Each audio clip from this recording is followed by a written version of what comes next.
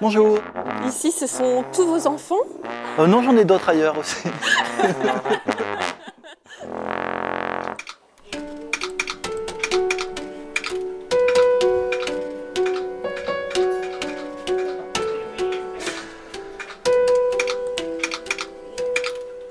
Comment vient l'idée de fabriquer des automates? Qu'est-ce qui vous est arrivé?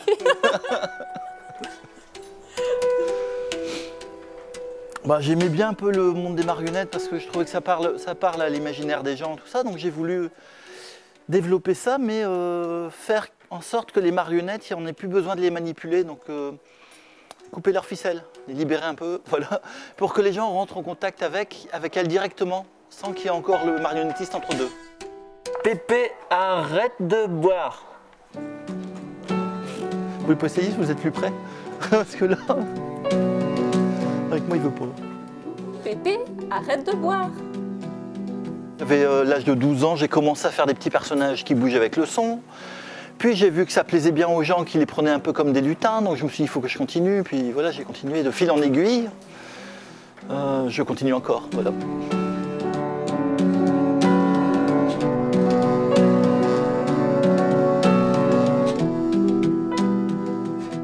Donc là, celui-là, on va bientôt pouvoir parler. C'est des personnages d'après photo, d'anciens et authentiques sabotiers qui vont se retrouver dans un musée du sabot et de la fabrication de sabots du côté de l'Aisne à Buron-Fosse. Donc les gens sont venus et je les ai moulés. Démonstration. C'est une sorte de pâte à gâteau en fait, comme les gâteaux anglais, les jellies. De l'eau à 37 degrés, 3 gouttes de jus de citron. Je touille, j'ai exactement 3 minutes pour touiller mon mélange et à 2 minutes 50 secondes, je le mets dans la figure des gens. Quand je le retire, j'ai l'empreinte de la figure. Je mets du plâtre. Le plâtre durcit et voilà, ce que j'ai besoin, c'est ça. Donc la copie de la personne en plâtre, avec l'expression. Et avec ça, je peux refaire un moule. Donc là, c'est en latex, mais on peut les faire en d'autres matières. Et je dois réinventer l'arrière. Et dans ce moule, je refais la tête après en résine. Donc voilà un visage en résine qui n'est pas celui-là, mais voilà. Les visages, ce sont des vrais paysages. Alors vous êtes à la fois artiste plasticien, mais aussi mécanicien et bricoleur. Oui, il faut savoir toucher un peu à tout. Hein. C'est de la mécanique un peu empirique, mais c'est à force d'essayer, d'observer. Donc en fait, je vais détorsader ce ressort et le retorsader comme je veux, parce qu'il aura une bonne résistance pour supporter le coup d'un des personnages. On aura un personnage qui va raconter tout en ponçant un sabot. Il y en a un autre qui va se retrouver ici à la fabrication de sabots en utilisant cet outil. Et un troisième, plus festif, qui va jouer, puisque ça se faisait, les sabotiers fabriquaient des fois des instruments avec des sabots, et qui va jouer donc du sabot violon. On a enregistré un vrai joueur de sabot violon, et le son va se retrouver dedans. Ça prend du temps de fabriquer un personnage? Ouais, mais je mets pas mal de temps, je vais dire une moyenne de 2 mois par personnage. Donc là, je leur mets cette petite oreille électronique, c'est fait maison, hein, donc avec un petit micro, pour le faire réagir avec le son. La bouche parle en même temps que le son et la bouche s'arrête quand il n'y a plus de son, quand la phrase s'arrête. Mémé, il y a du monde!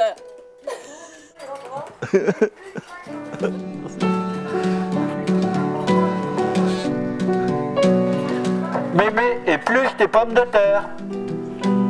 Alors, quand les enfants viennent ici avec leur école et qu'ils apprennent ces phrases, ils les essayent après chez eux. Il y a les grands-parents qui reviennent le mercredi d'après pour savoir comment ça se fait. Pépé, tu bois un coup? Les personnes âgées qui viennent avec leurs petits-enfants me disent des fois, on est venu pour les enfants, mais ils parlent aussi aux personnages. Et là, c'est rigolo, puis c'est réussi, quoi.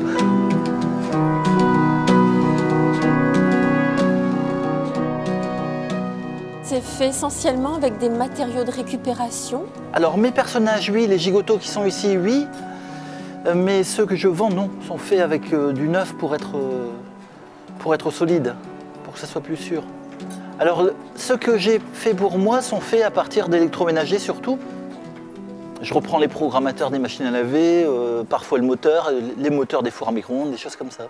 Et l'écologie, ça vous parle? C'est peut-être pour ça aussi que vous utilisez Oui, c'est pour ça aussi. des matériaux de Voilà. récupération. Le renard a été vraiment fait dans le sens de l'écologie. Il est fait à partir de matériaux de récupération, celui-là. Il est en bidon de plastique fondu, donc je l'explique à chaque fois aux enfants. Et il lit l'histoire de Mama Miti qui replantait des arbres au Kenya. Et donc je vais dans les bibliothèques, dans les médiathèques avec celui-là. Il me semblait avoir déjà dit 100 fois, et pas seulement poli. C'est toi la gonzesse de ma vie. C'est de l'amour, pas de la poésie. C'est de l'amour, pas de la poésie.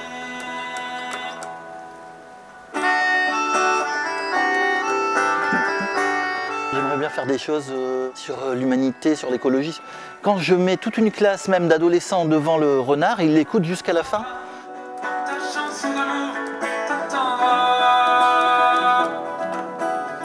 Quand je suis tout seul avec les personnages, bon ben, c'est vite lassant, mais quand il y a des enfants ou d'autres personnes qui viennent, à chaque fois c'est dans leur regard que je vois l'intérêt de mon travail, quoi. On est content quand on les voit fonctionner. Ah ouais, là je fais un petit film, je suis content. Je garde que le film après, mais c'est bien. Puis je rigole un petit moment, quelques jours, pendant qu'ils sont finis, à les mettre en route ici, quoi. Avant qu'ils partent sur leur lieu de destination. Chut.